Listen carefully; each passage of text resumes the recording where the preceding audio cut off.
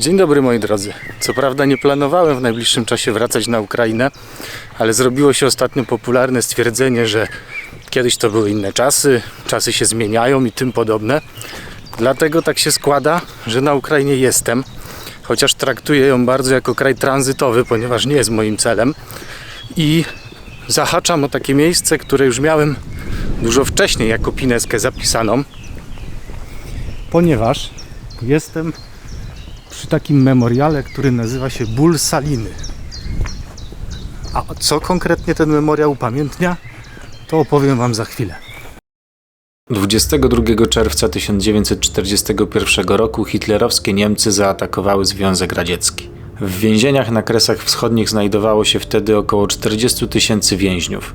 Władze sowieckie, chcąc zapobiec ich uwolnieniu przez Niemców, podjęły decyzję o likwidacji. Jedna z najokrutniejszych zbrodni miała miejsce w Dobromilu.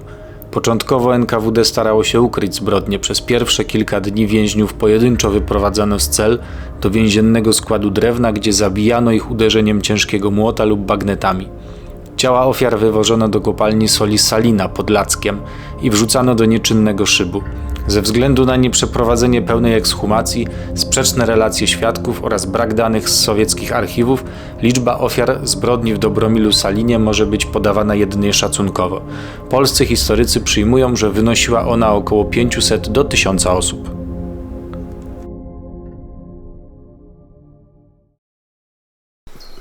Ogólnie przyznać muszę, że jestem trochę zawiedziony.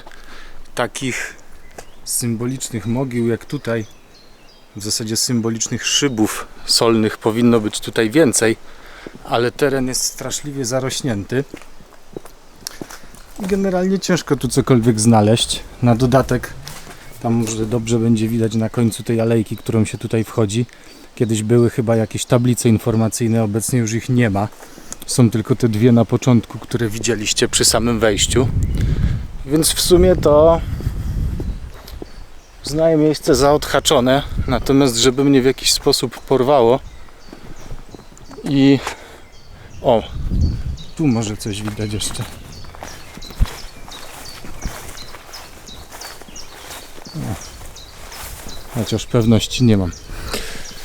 Żebym jakoś był ukontentowany, to średnio. Natomiast jestem na Ukrainie, jak już mówiłem.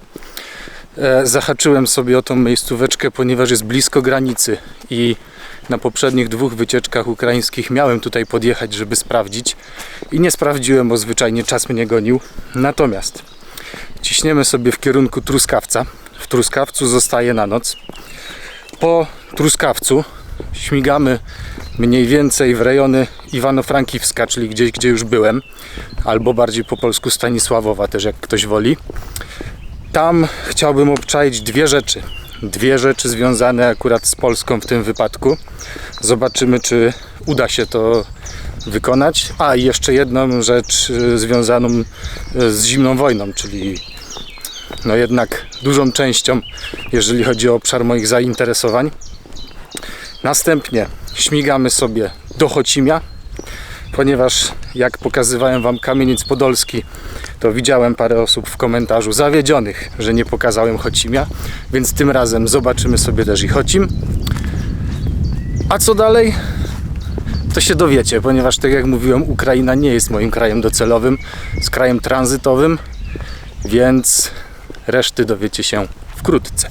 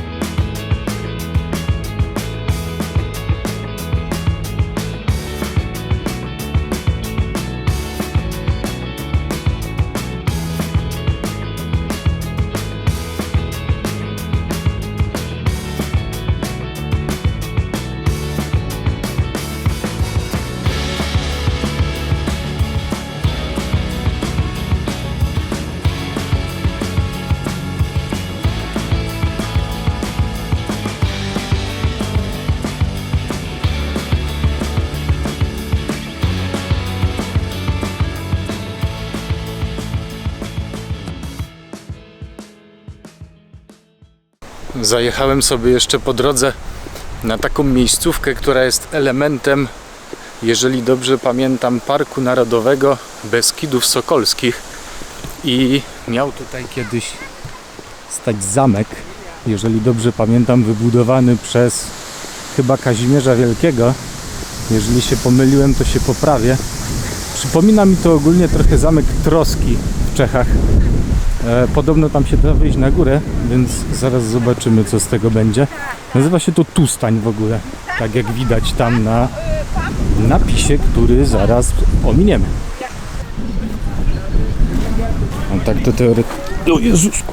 Tak to teoretycznie miało wyglądać, chociaż wydaje mi się, że to bardziej wizja artystyczna niż wizualizacja faktyczna.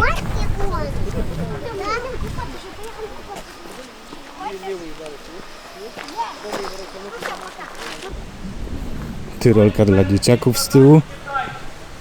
Ogólnie jakaś infrastruktura. Tam jeszcze za tą drogą, z której przychodzę tak naprawdę, jest parking i przy tym parkingu jest dużo infrastruktury typu lokalne jedzenie, jakieś pamiątki, magnesy, pierdółki, wiecie. Tak turystycznie dość mocno. Spróbuję się tam dostać na górę, chociaż teoretycznie o tej godzinie powinno już być zamknięte. Jakieś bilety tutaj są sprzedawane, więc zobaczymy.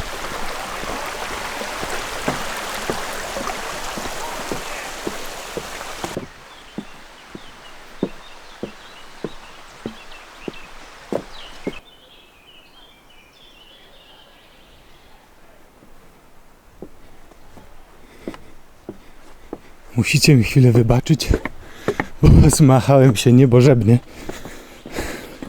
Pod dość sporą górkę trzeba tutaj wychodzić. Ale plus jest taki, że nie znalazłem żadnego miejsca, gdzie sprzedaje się bilety. I też nie ma tutaj ludzi. Przynajmniej w tej chwili.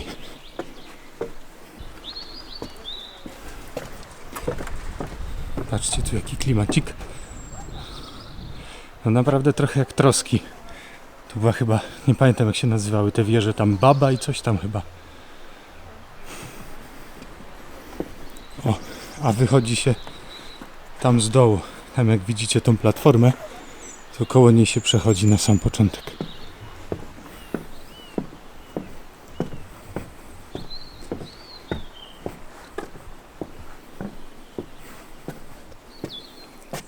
Jeżeli faktycznie to tak wyglądało, no to nieźle.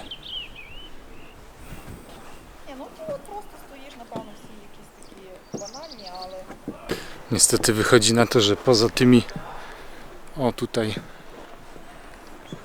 balkonikami jakby porobionymi do przechodzenia, to w sumie tu nic tutaj nie ma, ale bardzo ładne miejsce ogólnie. Z tymi górami, z tymi skałami. Trzeba przyznać, że mi się bardzo podoba. Zaraz spróbuję jeszcze pokazać z góry. I z racji, że godzina trochę nagli, to obieram kierunek Truskawiec. Jeżeli będzie jeszcze wystarczająco normalna pogoda i nie całkowicie ciemno, to może zobaczymy kawałek Truskawca. Dobra, pro tip wam mogę od razu sprzedać za darmo oczywiście, że generalnie płaci się za wejście, ale kasa jest do którejś godziny i potem można sobie po prostu wejść, więc nie wiem jaki jest sens tego w ogóle. Natomiast zostałem zaczepiony odnośnie latania dronem, że jest oczywiście zabronione i tak dalej. Przyszedł jakiś człowiek, który się podał za tutaj jakiegoś decyzyjnego człowieka w każdym razie, no i poprosił mnie, żebym usunął nagranie z karty. Powiedziałem mu, że nie mogę usunąć nagrania z karty, no bo nie mam telefonu, do którego tą kartę mogę włożyć, a bezpośrednio z drona nie mogę. No i trwało to dobrą chwilę. Myślę, że z pół godziny 40 minut, gdzie szukali jakiegoś komputera albo telefonu, żeby tą kartę podłączyć w ogóle. Patrzyli, czy coś innego nie nagrywałem. W ogóle dowiedziałem się, że sztuczna inteligencja kłamie, ponieważ spytałem czatu GPT, czy można na Ukrainie obecnie latać dronem. Zresztą kiedyś latałem. No ale tu poinformowano mnie, że nie można i że jeżeli policja by mnie zatrzymała i przeglądnęliby mi kartę pamięci, zobaczyli, że jest takie nagranie, to mogliby mnie zawinąć. Czy to prawda? Nie wiem. Gość się nie wylegitymował, tak naprawdę nie wiem, kim jest. Więc jeżeli zobaczyliście nagranie z drona, to znaczy, że łaskawie je zostawili, albo być może nie wiedzieli, jak usunąć, a jeżeli nie zobaczyliście, no to znaczy, że szlag je trafił. Tu jeszcze, są takie miejscówki, gdzie właśnie można coś zjeść, gdzie można sobie posiedzieć, można sobie kupić pamiątkę, napić się browarka, ale z racji, że jest już w okolicy 19, to jest to w miarę pozamykane. No, przez to, że straciłem tutaj trochę czasu, ja też jestem opóźniony, więc zbieram cały mandżur i zasuwam na truskawiec.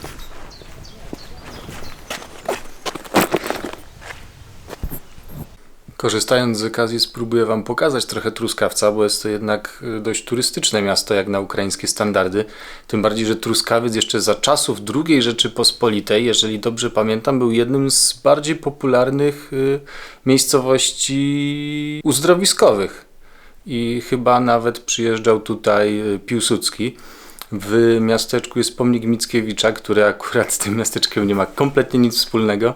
Po prostu został mu ufundowany jako, że był wielkim wieszczem. Pokażę Wam jeszcze miejscóweczkę, jaką sobie tutaj ogarnąłem. Miejscóweczka kosztowała mnie 180 bodajże złotych, więc jak na standardy przebywania na Ukrainie to jest po prostu turbo. I idziemy na miacho.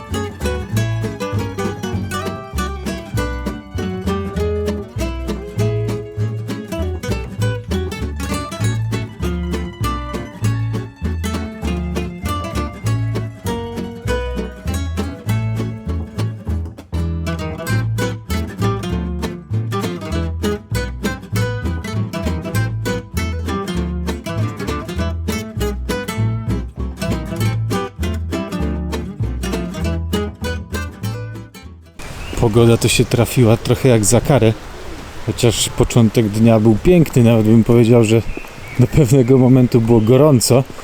No a teraz, jak widzicie, nie jest tak cudownie. Tu powstaje jakiś nowy park centr, a za mną tutaj pijalnia wody, ze względu na to właśnie, że Truskawiec z wody zdrojowej słynął. I w związku właśnie z tym został uzdrowiskiem w ogóle. I idąc tam dalej, zaraz tam zresztą pójdę, dochodzi się podobno do pomniku Mickiewicza, więc próbujemy. Nie wiem jak Wam, ale to mi przypomina krzyk Muncha. Może też takie było założenie. Ogólnie całkiem tu fajnie, jakby oczywiście pogoda była trochę lepsza. Ławeczki, odnowione chodniczki. Całkiem w sumie spoko. Rzeczka tu jeszcze przez środek płynie. Chociaż tu akurat tak dość ospale. Tam wcześniej jest taki mosteczek, przez który się przechodzi. To płynie trochę bardziej wartko, bym powiedział. Dobra, znalazłem wieszcza.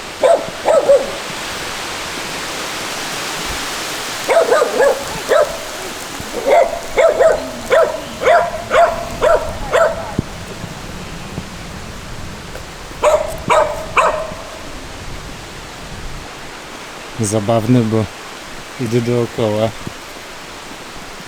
W sumie to nie zostało podpisane. Kto to w ogóle jest? I skąd się tutaj wziął? I dlaczego w ogóle takie popiersie stoi w parku? A słowo daję, że widziałem na zdjęciach, że była tabliczka, że to jest Mickiewicz. Nie wiem. Może im po prostu nie pasował nasz Mickiewicz. Cholera wie. No nieważne. Aura, jak mówiłem, nie sprzyja Jest też dość późna godzina. Idę coś zjeść. Będę się przygotowywał na jutro, bo jutro czeka mnie daleka droga. Planuję wylądować w Chocimiu.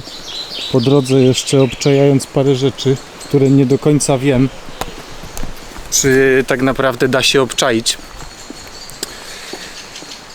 No ale spróbuję. Mam nadzieję tylko, że jutro nie będzie lało. Jak tak będzie kropiło trochę jak teraz, to tam jeszcze pal 6. Ale jak będzie lało, to będzie trochę dupa. No nic, jem. Widzimy się dnia następnego. Bywajcie. Ці роки підсумуєш і слова всі наостриш, та досить же вогню на післові зустрітись. Того я мучуję. Mamy dzień drugi. Jestem już po śniadaniu, chociaż nie wyspałem się straszliwie. W sumie nie wiem dlaczego, ale może to kwestia po prostu nie swojego łóżka, jakiegoś takiego nieprzyzwyczajenia, bo nie dość, że nie mogłem zasnąć, to jeszcze obudziłem się znacznie przed budzikiem, więc ten dzień będzie raczej ciężki. Wczoraj pykło ponad 400 km. Zaraz urywam się, żeby zrobić traskę 2 godziny do kolejnej miejscówki. Z plusów pogoda wygląda minimalnie lepiej niż się spodziewałem, więc jest jakaś nadzieja, że nawet będzie słońce przez jakąś część dnia. Natomiast ogólnie pogoda ma się zepsuć, więc może się okazać, że dalsza część tej wyprawy będzie jednak pod znakiem deszczu, chmur i 13 stopni. Co zrobić? Jest jak jest. Zbieram się, ruszamy dalej.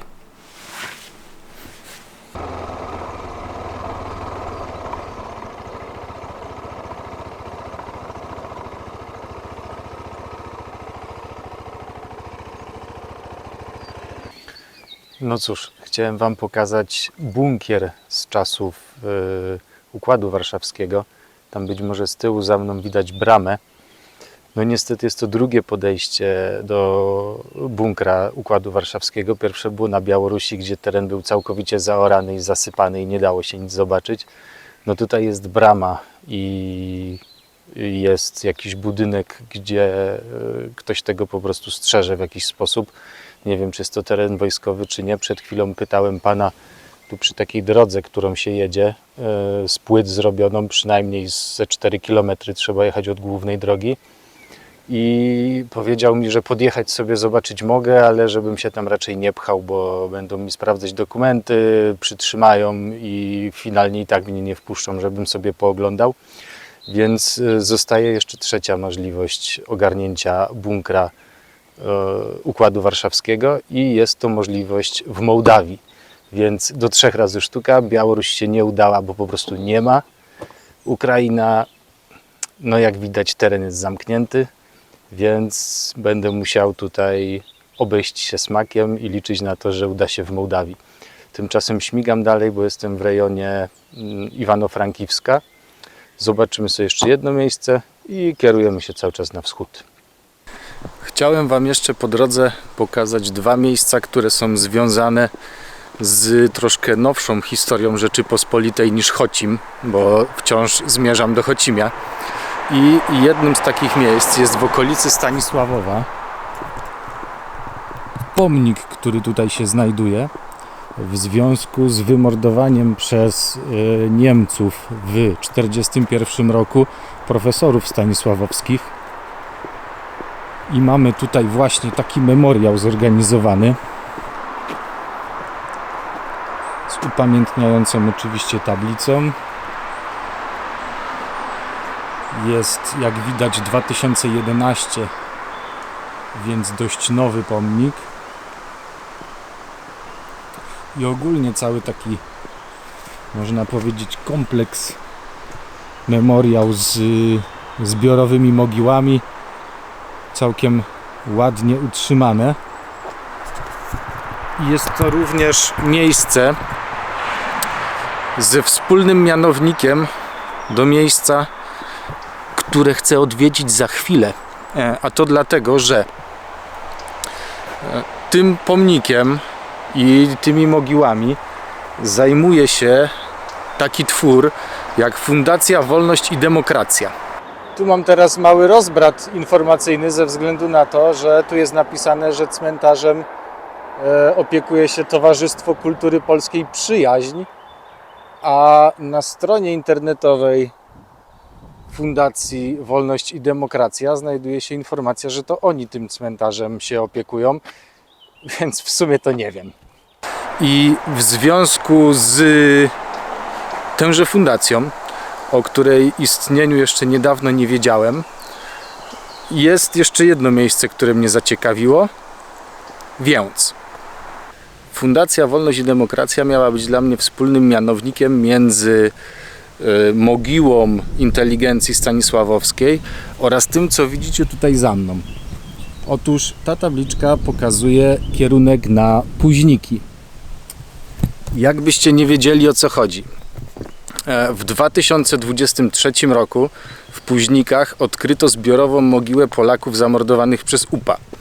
Ostatnio gruchnęła informacja, że strona ukraińska zgodziła się na ekshumację tych ludzi, tylko bez udziału mediów, ale Fundacja Wolność i Demokracja nadzoruje te ekshumacje. Z tego co pamiętam, kwestie genetyczne ogarnia Pomorski Uniwersytet Medyczny ze Szczecina z panem Andrzejem Osowskim, jeżeli dobrze pamiętam, którego wykład kiedyś dane mi było oglądać. Jeżeli chodzi o same Późniki, już tu kiedyś byłem, dokładnie w tym miejscu, muszę się przyznać. I próbowałem nawet jechać tą drogą, tylko był to czas, kiedy wracałem z Kamieńca Podolskiego w 2023 roku i po ulewie, jaka przeszła nocą, ta droga po kilometrze niestety stała się zupełnie nieprzejezdna i bałem się, że jak pojadę jeszcze kawałek dalej, to tam po prostu utknę. Więc przejeżdżam tak czy inaczej, w miarę niedaleko, jest to dla mnie w miarę po drodze, więc spodziewam się też, że nie zostanę tam oczywiście wpuszczony, skoro jest bez mediów, bez nikogo, teren ma być ogrodzony, zabezpieczony itd., ale dla własnego chcenia i dla własnego poczucia odznaczenia misji, którą kiedyś zacząłem, spróbuję tam pojechać i zobaczymy, co się uda ustalić.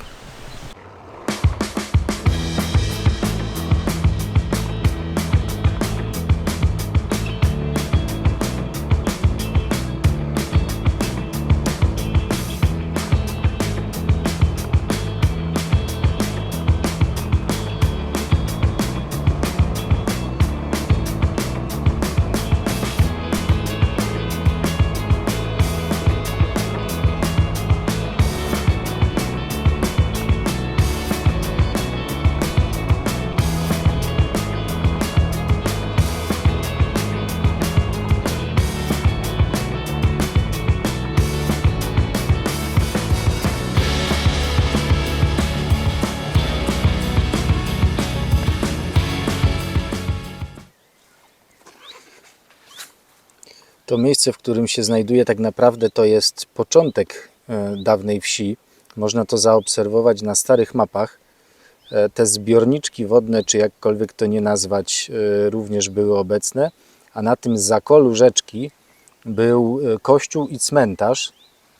I zakładam, i tak też było medialnie powiedziane, że na terenie cmentarza została odkryta ta zbiorowa mogiła, więc muszę prawdopodobnie podjechać jeszcze tą drogą kawałek dalej, no i zobaczymy, co znajdę za drogą.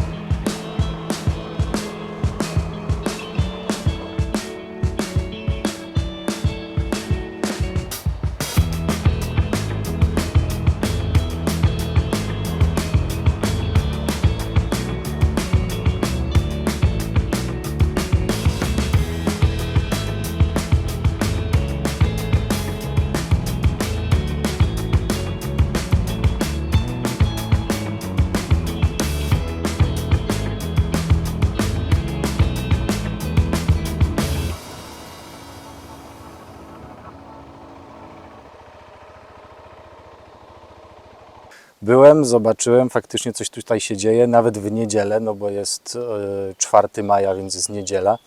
Widzieliście po lewej stronie ten wykop, który był jakimiś gałęziami zabezpieczony. Nie wiem w zasadzie, czy to jakaś próba odkrywki, czy cokolwiek innego. Tam dalej za tym człowiekiem, który chyba rozmawiał przez telefon, był rozstawiony jakiś namiot, więc praca w Późnikach wre faktycznie. Jaki będzie efekt, no to zobaczymy, a ja tymczasem obieram kierunek na Chocim i już prawdopodobnie po drodze zatrzymywał się nie będę.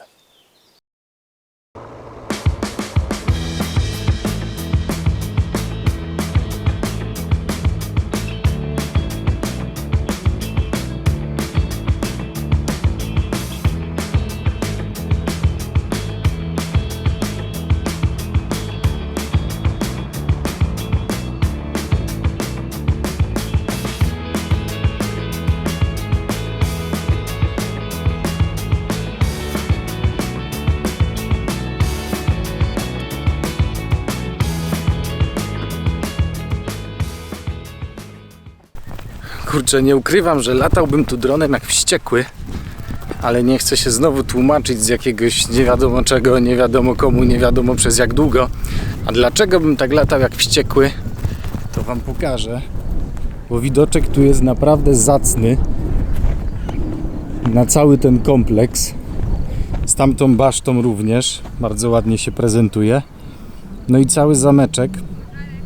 Kasa przy parkingu jest zamknięta, ale podobno działa jakaś kasa przy zamku. Więc oczywiście idę. Jak się będzie dało, to zapytam po prostu, czy mógłbym sobie polatać. Problem jest jednak następujący. Znaczy problem nie problem. Jadąc tutaj mniej więcej z 1,5, może 2 km stąd jest taki duży blokpost wojskowo-policyjny, gdzie zatrzymują wszystkie samochody, motocykle również, sprawdzają dokumenty. Więc myślę, że po prostu nie można. No nic, zapytam, zobaczymy. Okay. A скажите мне, пожалуйста, można здесь dronem Дрон полетать? не можна. Не можна? Не можна. Окей. Добрий день. Ти йому достав, то і візьміть. Дякую. Добре.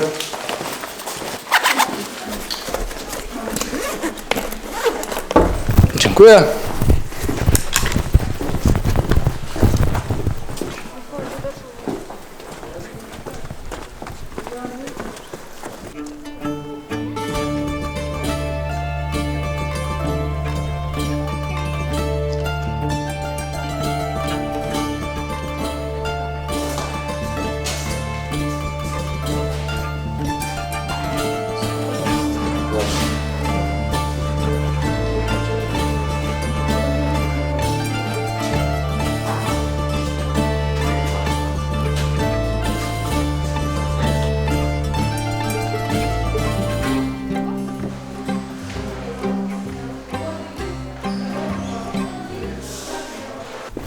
Ogólnie wnętrze i chodzenie po tymże miejscu przypomina mi trochę chodzenie po samej twierdzy w Kamieńcu Podolskim. W zasadzie dziedziniec trochę podobny, mury trochę podobne, tylko kamieniec jest taki bardziej rozwleczony, a to jest takie bardziej zwarte.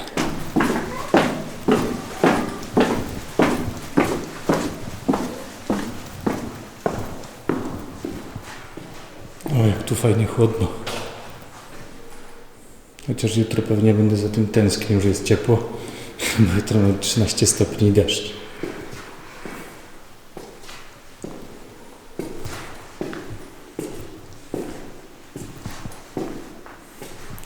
Można swoją winę odkupić. Co my tu mamy? Tu to jest trebusz. Tylko miejsce jego w piwnicy jest trochę dziwne. Równie bardzo jak tej balisty. I katapulty również. I tarana również.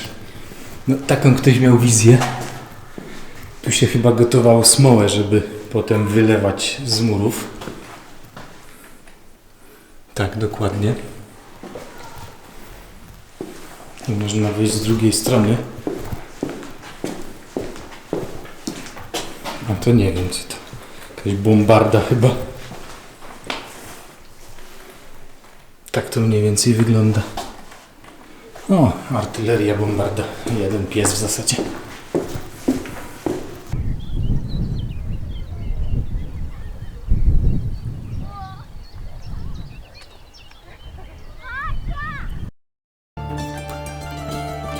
Na koniec dnia melduję się w Kamieńcu Podolskim, w którym co prawda już byłem, dlatego materiału powielał nie będę, natomiast z tym pięknym widokiem twierdzy chciałbym Was pożegnać i widzimy się następnym razem już z terenu Mołdawii. Do zobaczenia.